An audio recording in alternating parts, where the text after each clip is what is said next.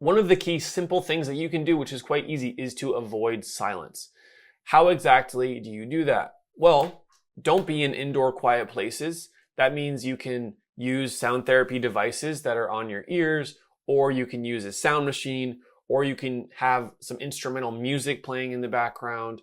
During the tinnitus treatment period, to promote habituation, we don't want your brain to be hearing tinnitus in silence. It's a temporary part of this treatment period where by the end of the treatment, you won't need the consistent sound therapy. But during the process, I really advise you do.